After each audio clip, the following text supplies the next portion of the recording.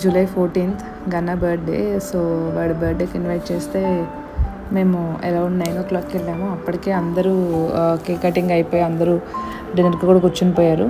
So మేము వెళ్ళిందే cake cutting కోసం, because మేము డిన్నర్ కోసం వెళ్ళలేదు.